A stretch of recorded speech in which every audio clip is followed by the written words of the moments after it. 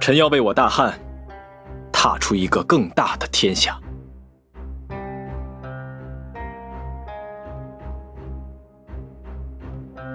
开疆拓土，立不世功勋，哼，岂不是比你做贼要好？大哥，我其实12岁就随二哥在武林杀过盗匪了，那天我还为此作了诗。